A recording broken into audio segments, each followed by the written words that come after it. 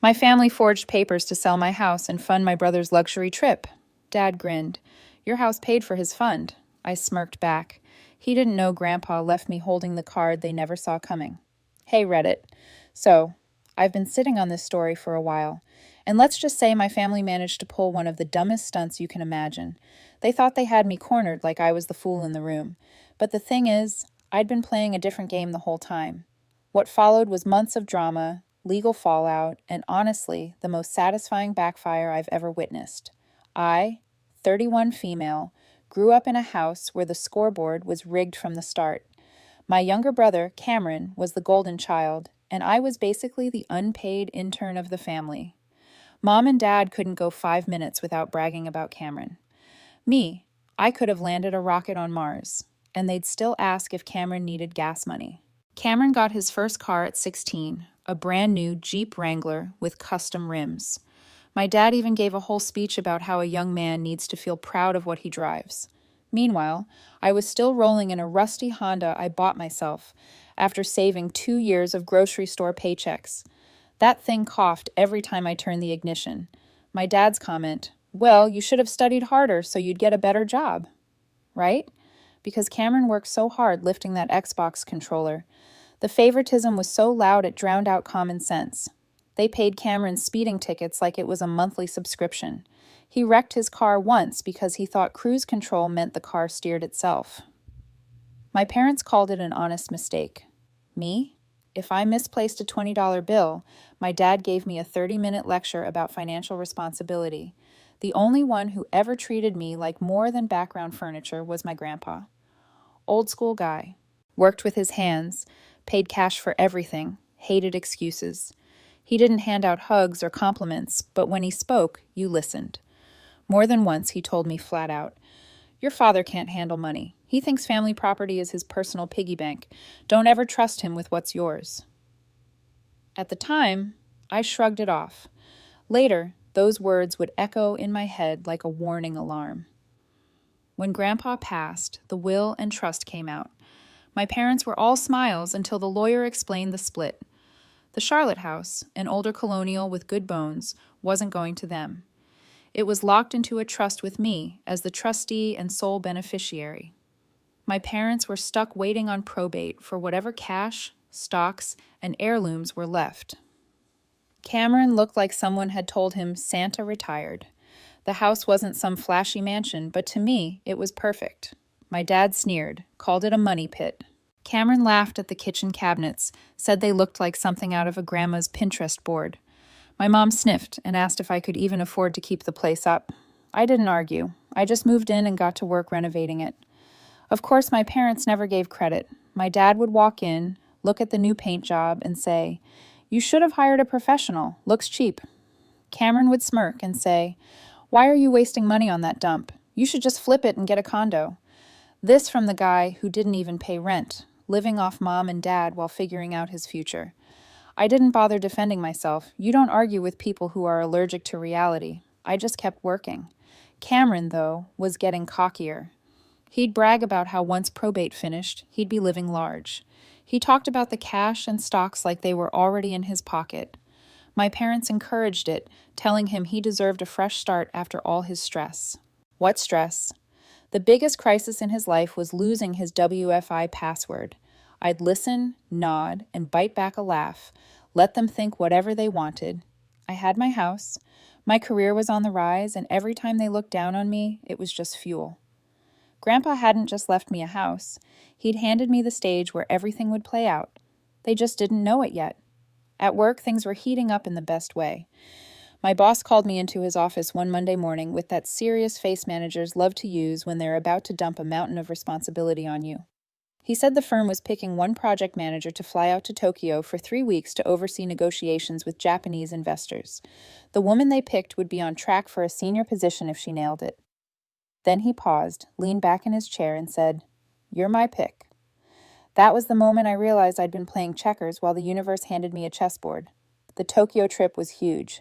I knew if I pulled this off, I wouldn't just be the woman renovating her grandpa's old place. I'd be the woman pulling 6 figures, building skyscrapers, making deals across continents. But of course, Nothing good ever happens in my family without my parents trying to stick their fingers in it. The second I mentioned the trip at Sunday dinner, my mom pounced like she'd been waiting all week for the setup. "Oh, sweetheart, you'll be gone so long.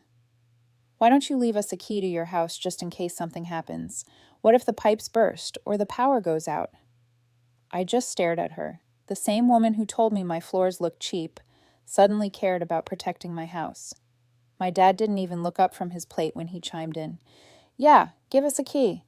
You don't want the place sitting there unguarded, right? Because the people who'd mocked it nonstop were definitely losing sleep over my plumbing. Now, this is where most people would say no, trust their gut, and call it a day. But me, I saw an opportunity. Their greed was practically leaking out of their pores. I could see it in the way my dad glanced at Cameron when he said it, like they already had a plan in motion. So I smiled, nodded, and said, "Sure, I'll drop off a spare before I leave." And they thought they won. I thought, perfect. See, I'd been preparing for this kind of move. Before packing my bags, I installed a set of cameras around the house. Nothing crazy, just small, discreet, video-only devices tucked into corners of the office, living room, and near the front door. Pictures say more than enough when you've got family members shuffling papers that aren't theirs. They even walk past the little CCTV and youth sticker by the door. Cameron, meanwhile, was on his own planet. He'd just been dumped by some girl he'd dated for maybe 2 months. He sulked around like he'd survived a war. One night he cornered me and started rambling about needing to heal with a luxury vacation. I asked him what his plan was since last I checked, luxury vacations require money. He sighed, like I was too dumb to understand, and said, "Mom and Dad said they can't help right now. Something about retirement funds or whatever. It's so unfair. I need this unfair." The guy hadn't worked more than 6 months at any job in his life, and he thought it was unfair the world didn't hand him a trip to the Bahamas on a silver platter. I didn't argue. I just watched him complain, already connecting dots in my head. Cameron wanted a vacation. Mom and Dad wanted a house key. And I wanted to see how far they'd go when temptation sat right in front of them. The day before my flight, I drove over to my parents' place, handed my mom the key. She smiled, like she just won the lottery. All fake sweetness. "Don't worry, honey, we'll keep everything safe." Dad grunted in approval. Cameron was on the couch, scrolling his phone, grinning like a guy who already had his toes in the sand. I should have felt nervous, but honestly, I was calm. I'd built this house myself. Every corner of it was mine. If they touched it, it wasn't me who'd lose. It was them. I'd set the board, and all I had to do was leave the pieces where they could reach them. The next morning, I boarded my flight to Tokyo. 14 hours in a cramped seat, no legroom, surrounded by crying babies. It was brutal, but my head wasn't on the flight. It was on what might happen back home. By the time we touched down in Japan, I'd already pictured my dad digging through my desk, Cameron bragging about how family property belongs to family. But I didn't panic. I buried myself in the job. Meetings, presentations, late nights staring at spreadsheets, while Tokyo's skyline glowed outside the window.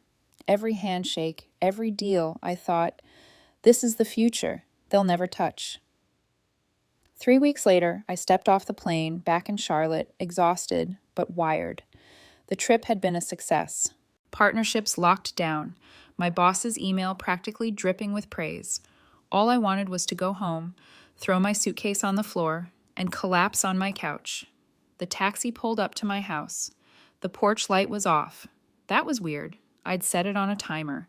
I hauled my suitcase up the steps, stuck my key in the lock, and it didn't turn. Tried the backup. Nothing. The lock had been changed.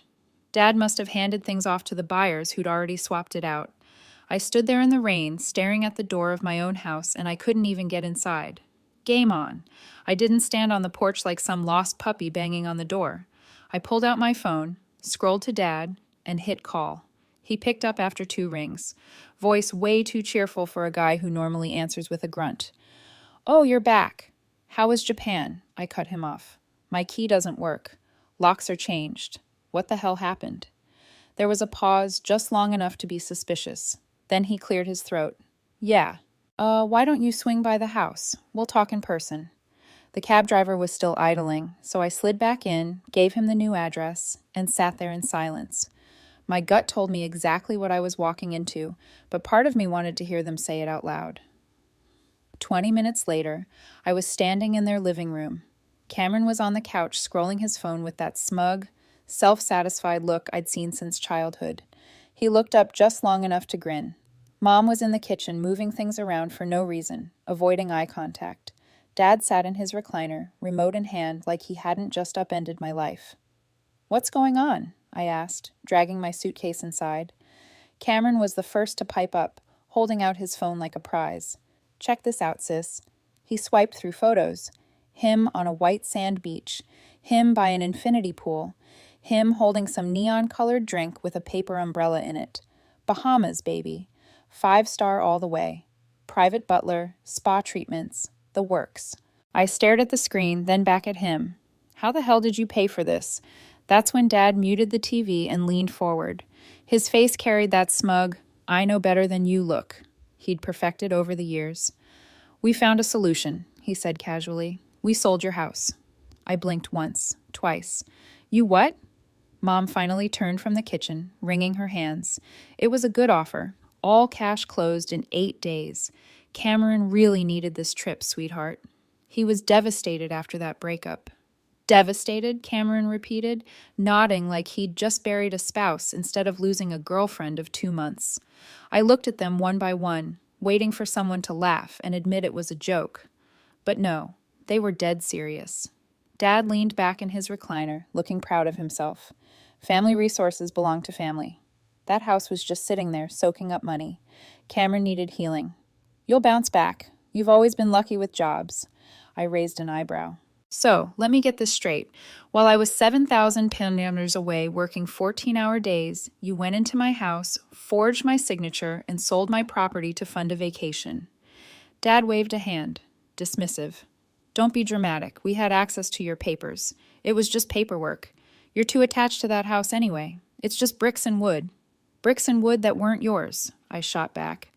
Cameron scrolled to another photo and smirked. "We ate at the aquarium restaurant at Atlantis. Insane. Sharks and stingrays swimming right past the glass while we had steak. You would have loved it." Mom nodded, like he'd accomplished something noble. "He needed this, honey." I couldn't help it. I laughed. Not a full belly laugh, just a sharp exhale through my nose and a smirk spreading across my face. That was enough to knock the confidence out of Dad's tone. He frowned. "What's so funny?" I looked at him, still smirking, and shook my head. "Nothing." I grabbed my suitcase and started toward the door. "Where are you going?" Mom called after me, her voice tinged with panic. "To make some calls," I said flatly. "Enjoy your evening." As I stepped out, I heard Cameron whisper to Dad, confused, "What's her problem? She can just buy another house, right?" The door clicked shut behind me. They thought they'd beaten me. They thought they'd pulled the ultimate family resource redistribution. What they didn't know was that their little stunt wasn't just illegal, it was fatal to their future. Game on indeed. I didn't go back to some hotel or wander around like a lost tourist in my own city. I knew exactly where I was headed. My best friend Nate lived 10 minutes away. We'd been tight since high school. He knew the full story about my family, the favoritism, the freeloading, all of it. When he opened the door and saw me standing there with a drenched suitcase, he didn't even ask, just stepped aside and said, "All right, what did they do this time?" I dumped the suitcase by his couch, sat down, and gave him the short version. "They actually sold it, Nate." "They can't do that." That's when I let the smirk return. "That's the thing. They thought they could. They thought they were smart. But you remember my grandpa, right? Old guy with the cigars. Never smiled." Nate nodded. "Yeah, him." I leaned back, staring at the ceiling for a second, remembering the conversation like it happened yesterday. A few months before he passed, Grandpa had pulled me into his office. The man didn't mince words. "Your father's greedy. He sees money, he takes it. Doesn't matter if it's his, mine, or yours. So I'm leaving the house to you. But not just that. I'm putting a clause in the trust. If he or anyone else tampers with it, they're out. No inheritance, no cash, no stocks, nothing. The law will treat them like they died before me." At the time, I thought he was being overly dramatic. But Grandpa wasn't the type to waste words. He knew exactly who he raised and what Cameron would grow into. I sat up, looked at Nate, and said, "They just triggered it. Every penny they thought they had coming from probate. Gone. Grandpa cut them off from the grave. Nate blinked. Wait, you mean if they tried to mess with the house? Not if, they did. And yeah, they're done. I pulled out my phone, opened an app, and handed it to him. He leaned in, eyes widening as the footage played. The living room of my house. My dad rifling through my desk drawers, pulling out papers. My mom hunched over the kitchen table, pen in hand, copying my signature onto a deed. The realtor sat there sweating, and beside him was a mobile notary who barely glanced at the ID they handed over. Dad must have slipped them my old passport he'd found because the notary stamped it without a question. Everyone in that room knew it was shady, but the realtor smelled his commission and the notary wanted a quick payday. Holy, Nate whispered, pausing the video. You set this up, didn't you? I shrugged. Installed cameras before I left. Figured temptation might get the best of them. Guess I was right. It was more than a guess, though. When Mom had pushed so hard for the key, I knew it was bait. I didn't fight it. I wanted to see if Grandpa's warning would play out, and it did perfectly. The next morning, I marched into my lawyer's office.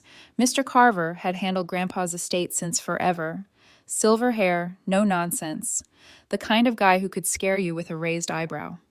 I laid out the story, the forged deed, and the video evidence.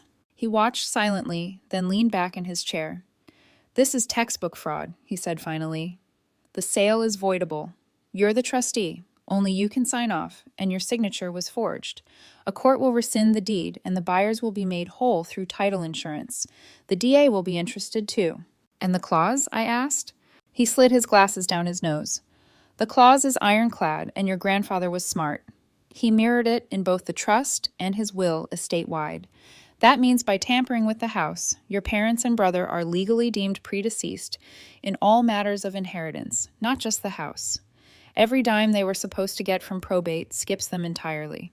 I felt that calm again. Not anger, not relief, just clarity. They'd sold themselves out. But Carver wasn't finished. He tapped his pen against his desk. There's something else you should know. That money from the fake sale didn't just go to a vacation. Your brother had outstanding debts, significant ones, credit cards, private loans, even some shady crypto deals. A good portion of those funds went to paying off collectors before they came after him publicly. I tilted my head. So, the Bahamas trip was just the Instagram version? Exactly. A cover. If those debts had gone public, your parents would have been humiliated. So, they used your house to plug the hole. I couldn't help it. I laughed. Nate glanced at me like I'd lost it, but I shook my head. They committed felonies to save a loser from his own gambling problem. You can't make this up. Carver raised a hand. Don't laugh too much yet. The DA may offer plea deals, but there will be consequences. Restitution, probation, possibly community service. And your brother? He'll be liable for every dime of that vacation money. Civil judgment, most likely. I stood, shaking Carver's hand. That's fine. I'm not worried about punishment. I just wanted confirmation that I'm not crazy and that Grandpa's clause will hold. He gave me a rare smile. It will. Your grandfather was many things, but careless wasn't one of them. Walking out of that office, I felt like I'd finally pulled the curtain back. My family always acted like they were smarter than me, like I was just the workhorse who'd get by. Now, they'd fallen into a trap an old man had set years ago, and I just watched them walk straight into it. That night, Nate and I sat on his porch with a couple of takeout boxes. He asked, "So, what's the next move?" I smirked. Let them enjoy their little victory lap. They think they scored big, that Cameron's healed, or whatever nonsense. In a few weeks, the hammer drops, sale voided, criminal charges filed, inheritance gone. And me? I'll still be sitting pretty in my house. Nate whistled low. That's cold. Not cold, I corrected. Calculated. They've spent their whole lives calling me lucky. They're about to find out I was just smarter. While they thought they'd locked me out, I wasn't stranded. What my parents never knew was that I'd kept a small apartment near my job site. Nothing fancy, one bedroom, cheap furniture, but close enough to the office that I used it during crunch weeks. I never told them about it on purpose. I'd learned a long time ago that the less ammo I gave my family, the better. So, while they bragged about leaving me homeless, I was stretched out on a decent mattress, eating takeout, watching Netflix, and laughing at the thought of them thinking they'd scored some big win. The real fun started when my lawyer, Mr. Carver, got involved. We walked into the title company with the forged documents and my hidden camera footage queued up on a flash drive. The rep's face went pale halfway through, watching my dad rooting around in my office and my mom copying my signature on a deed. By the time the realtor popped up in the footage, nervously sweating while nodding along, the rep looked like he was about to faint. "This sale," Carver said, calm as a surgeon, "this sale is null, fraudulent. A court will rescind the deed, and the buyers will be reimbursed through title insurance." The rep nodded like a bobblehead. "Yes, of course, Mr. Carver. We'll coordinate with the DA's office while the title insurer covers the buyers." And just like that, their big score was already unraveling. The best part came by the end of the month in a courtroom. The DA had filed charges: conspiracy, forgery, theft by deception. It wasn't a full trial, more like a preliminary hearing. My parents sat stiff at the defendant's table, Cameron beside them, looking like a kid waiting for his report card. Mom kept smoothing her skirt. Dad stared straight ahead with his jaw tight, and Cameron scrolled his phone until the bailiff barked at him. Carver stood and explained the situation to the judge. He laid out the trust, the forged signatures, the video proof. My parents looked smaller with each sentence. Then came the part I'd been waiting for. "Additionally," Carver said, adjusting his glasses, "your grandfather mirrored the interference clause in both the trust and his will. Anyone who tampers with trust property is treated as predeceased statewide." The judge raised his brows. "So, by selling the house, they effectively disinherited themselves?" Carver finished. "Correct, Your Honor. Legally, they no longer exist in the line of succession. All assets from probate bypass them entirely." You could have heard a pin drop. My dad's face went red like someone had pulled a plug on him. "That's ridiculous," he barked. "We're her parents. We're entitled." "No," Carver interrupted, voice like steel. "You were entitled until you interfered. Legally, you no longer exist in the line of succession. All assets from probate bypass you entirely." Mom's eyes filled with tears instantly. But we're family. This isn't right. We were just trying to help Cameron. He's fragile." The judge didn't flinch. "The law doesn't make exceptions for favoritism. The trust language is clear." Cameron looked back and forth between them, lost. "Wait, so no money at all?" I leaned forward in my chair, smirking just enough for him to see. "Congrats, bro. That vacation wasn't just a trip. It was your inheritance. Hope the Shark Tank dinner was worth it." The look on his face was priceless, like someone had just told him Santa got evicted. The judge ordered them to return for sentencing after plea negotiations. Carver patted my shoulder on the way out. "You played this perfectly," he muttered. Over the next month, everything collapsed. My dad and mom both took plea deals: 2 years probation, restitution, and 600 hours of community service each. Not the cushy kind either. Roadside trash pickup, community center maintenance, food pantry shifts. Dad, the man who thought manual labor was beneath him, now wore a neon vest twice a week, picking up soda cans by the highway. Mom didn't fare better. She ended up scrubbing graffiti off walls as part of her community service. She tried to spin it as giving back to the community, but when neighbors spotted her in the vest, the whispers spread fast. Cameron got slapped too. 18 months probation and a civil judgment ordering him to repay the $45,000 he spent on his healing vacation. The court didn't care that he'd blown it on butlers and cocktails. The debt collectors circling him for his crypto losses and unpaid credit cards didn't care either. They piled on lawsuits until his paycheck from a part-time retail job was getting garnished before he even saw it. Meanwhile, legal fees and restitution gutted my parents' savings. The smug people who once bragged about being comfortable suddenly had nothing. They put their house up for sale within 2 months. By the time the dust settled, they'd moved into a cramped apartment on the wrong side of town. Gone were the leather recliners, the shiny SUV, the smug backyard pool parties. They were just another couple of bitter middle-aged people living above a laundromat. And the best part? Neighbors talked. Extended family who once praised Cameron stopped inviting them to gatherings. People whispered about the fraud and the court case. My parents, who cared more about appearances than anything, couldn't step outside without feeling the weight of judgmental stares. I didn't celebrate loudly. I didn't need to. I just kept going to work, driving to my backup apartment, and waiting for the paperwork that would officially restore my house to me. The funny part was, I was never actually without a roof. They thought they'd left me ruined. In reality, I still had my little crash pad near the site, never told my parents it existed. I was showering in my own bathroom, cooking in my own kitchen while they panicked about rent and legal bills. That night, sitting in my apartment, I poured a glass of water, leaned back, and thought about Grandpa. The old man had been right about everything. He'd called it years ago. Dad would try to grab what wasn't his. Mom would back him up, and Cameron would treat life like a never-ending handout. Grandpa didn't just leave me a house. He left me the fuse to their self-destruction, and they lit it themselves. The cracks showed faster than even I expected. Within weeks of the sentencing, Cameron had landed a job at a car wash. Minimum wage, tips if he was lucky. The same guy who once bragged that hard work isn't my vibe was now scrubbing mud off tires while debt collectors called him on his breaks. I didn't hear it from him, of course. He avoided me like the plague. I heard it from mutual acquaintances who couldn't resist laughing. My parents weren't holding up either. Dad came home furious after community service, complaining that the city workers were incompetent and that he shouldn't have to pick up trash alongside real criminals. Mom tried spinning her graffiti scrubbing duties as volunteer work, but neighbors saw through it. The humiliation burned them more than the actual punishment. And then came the money fights. Without their savings, everything was tight. Rent on their shabby apartment, restitution payments, groceries, suddenly unfair burdens. I knew because I started getting the texts. Mom, honey, maybe you could loan us a little just to cover rent this month. We'll pay you back, promise. Dad, as your father, I'm asking you to step up for the family. Don't forget who raised you. And Cameron. Sis, if you help me pay off this one collector, I can flip it into something bigger and pay you back double. You trust me, right? I didn't reply. I didn't need to. Watching them spiral was enough. The implosion came to a head one night, about 2 months in. A cousin of mine spilled the story after attending a family dinner. Apparently, Dad snapped first.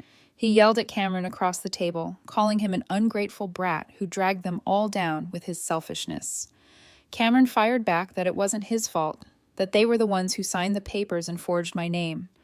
Mom tried to play peacemaker, but Dad turned on her too, accusing her of babying Cameron into a man-child.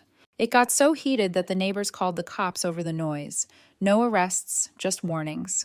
But the embarrassment was enough to turn their arguments into daily routine. Soon after, Cameron tried a new strategy, flipping on his own parents. Word got around that he'd met with a debt counselor and told them the whole fraud had been his mom and dad's idea, not his. He played the victim card, saying he just went along because they pressured him. Of course, Mom and Dad didn't take that quietly. Dad stormed into the counselor's office the next week, demanding they correct the record. Mom sobbed to anyone who'd listen, insisting Cameron had betrayed them. The golden child had officially become the scapegoat. I didn't have to lift a finger. They were eating each other alive. Meanwhile, I kept living my life. Work was going better than ever. Tokyo had put me on the radar, and I was tapped to manage a new multi-million-dollar build downtown. Long hours, sure. But every late-night drive back to my apartment reminded me why I kept my distance. My career was climbing, while theirs was buried under debt and probation reports. The funniest part? Extended family stopped talking to them altogether. At one birthday party, I overheard an uncle mutter, "They thought they were clever, and look where it got them." Not one person defended them anymore. Even relatives who used to side with Cameron started keeping their distance. My parents hated it. They'd built their whole identity on appearances, and now they were invisible. One night, Nate and I were having beers on his porch when my phone buzzed. Another text from Dad. This one was angrier than usual. "You're smug now, but don't forget we're still your family. One day you'll need us." I showed it to Nate, who nearly spit his drink. "Need them for what? Lessons in fraud?" I shrugged. "Exactly. They think blood entitles them to loyalty, but Grandpa saw through it, and so do I." The truth was, I didn't need revenge anymore. The claws, the court, the debt collectors, they'd done the heavy lifting. My family had turned on me for years, and now they were turning on each other. My job was just to watch. By the 3rd month, Cameron had stopped speaking to my parents completely. He blamed them for ruining his future. My parents, in turn, started telling people Cameron was mentally unstable and a disappointment. The golden child crown had finally slipped, and they didn't know what to do without their favorite to prop up. And me? I stayed quiet, patient, steady. Every time I pulled the county record and saw deed rescission stamped across the top, I felt that same calm smirk tug at my lips. The house would be mine again soon, officially. My family had set the fire, and all I had to do was sit back and enjoy the warmth. Months later, the legal machinery finally finished grinding. The forged deed was rescinded by court order, the buyers were reimbursed through title insurance, and the Charlotte house officially landed back where it always belonged, in my hands, as trustee and sole beneficiary. The title paperwork came through one gray morning in the mail. I remember opening the envelope, reading my name on the deed, and feeling a surge of quiet satisfaction. Not excitement, not relief, just confirmation. It was mine again, the way Grandpa intended. Walking through the front door was surreal. The house looked exactly as I'd left it. The same paint on the walls, the same workshop smell in the garage, but it didn't feel the same. Before, it had been my project. Now it was proof. Proof that I wasn't the lucky one my dad always dismissed me as. Proof that I'd been right to trust my instincts and not them. Proof that Grandpa's warning was the most valuable inheritance of all. Meanwhile, the fallout from the clause hit them like a second hammer. Probate finally closed, and the judge announced the official distribution of Grandpa's other assets: cash, stocks, heirlooms. Normally, that would have been split between my parents, Cameron, and me. But thanks to the interference clause, they were legally treated as if they had died before Grandpa. Their shares skipped them entirely. Some flowed to me directly, some to extended family, and some to a small charity Grandpa had written in. My parents sat there stunned. Cameron looked like he'd just been told the Wi-Fi was down permanently. I didn't need to say anything, but I did anyway. "Congrats," I told them in the hallway outside the courtroom. "You didn't just sell my house. You sold your way out of Grandpa's will. Efficient, really." Dad glared at me like he wanted to lunge, but probation had taken the fight out of him. Mom started crying, clutching her purse like it was her lifeline. Cameron just shook his head, muttering, "That's not fair," over and over. Fair. From the guy who thought a luxury vacation was medical treatment. After that, things spiraled further. The restitution payments, community service hours, and legal bills drained everything they had left. They sold their house, traded their SUV for a used sedan with peeling paint, and crammed into a one-bedroom apartment over a laundromat. Mom hated the smell of detergent. Dad hated the neighbors blasting music, but they couldn't afford better. Cameron moved into the apartment for a while, but bailed after a screaming match with Dad. He'd taken a delivery job to scrape together payments, but between garnishments and his own stupidity, he never caught up. Word was, he owed more money than he made. Every time he posted a photo of a greasy fast food meal on social media, people in the comments reminded him of his Bahamas trip. His healing vacation turned into a running joke. They tried reaching out, of course. Letters, texts, voicemails. The tone shifted over time. First came the fake apologies. "We realize we hurt you. We want to talk about making things right." Then came the guilt trips. "Family is all you have. Don't abandon us like this." Finally, the begging. "If you could just spare a little, we could get back on our feet." I never responded. Why would I? They didn't want forgiveness. They wanted money, and Grandpa's clause had already answered them better than I ever could. Life without them was peaceful. My career kept climbing. The Tokyo project opened doors, and soon I was managing bigger jobs, shaking hands with city officials, making real moves. On weekends, I split my time between my quiet apartment and the Charlotte house. Sometimes I'd sit in the backyard, grilling steaks, looking at the garden I'd planted, and thinking about how different things looked without the constant weight of family drama. The best part? Extended family started coming around again, not to side with my parents, but to congratulate me. Aunts and uncles who used to gush about Cameron now pulled me aside, saying things like, "Your grandpa would be proud. You handled it the right way." Maybe they were late to the party, but I didn't care. Recognition wasn't the point. The point was, I'd done it on my terms. One evening, I pulled Grandpa's old pocket knife from a drawer. He used to carry it everywhere, a small reminder that you should always be prepared. I set it on the workbench in my garage next to a project I was finishing. I thought about his last warning. "Your father will try to take what isn't his. Don't let him." He'd been right. They'd tried, and instead of taking from me, they'd cut themselves out of everything. The irony was perfect. They wanted the house, the money, the recognition. They ended up with none of it. I wanted independence, peace, and something to build for myself. I had all of it. That's when it hit me.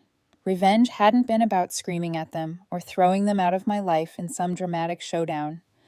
Revenge was watching them sink under the weight of their own choices while I rose. So I leaned back in my chair, listening to the sounds of the neighborhood, the hum of cicadas, kids playing down the block, the clink of tools on my bench, and I smiled. They thought they locked me out of my own house. Turns out they just locked themselves out of the family legacy forever. From that point forward, peace became my normal. No more Sunday dinners, filled with backhanded compliments. No more lectures about responsibility from people who couldn't even handle their own. For the first time in my life, I wasn't walking into a room feeling like the outsider in my own family. The Charlotte house became more than a home. It was my sanctuary. I renovated the kitchen the way I wanted, painted the walls in colors that made me smile, planted flowers out front that actually bloomed instead of withering like the relationships I'd left behind. Every nail I hammered, every piece of furniture I chose, it was mine. Not a hand-me-down, not a favor, not something dangled like a prize I had to earn, just mine. Meanwhile, Mom, Dad, and Cameron faded further into the background. Extended family who once doted on them shifted their loyalty or stayed quiet altogether. Holiday gatherings came and went, and for the first time I wasn't invited out of obligation or guilt. I chose when and where to show up, and nobody dared pressure me anymore. Their scandal had spoken louder than anything I could have said. Occasionally, whispers would reach me. Mom complaining about her bad back after community service shifts. Dad fuming when people drove past him in his neon vest while he picked up trash. Cameron posting vague rants online about being betrayed by those closest to him. Each time, I just shook my head. They still didn't get it. Actions have consequences.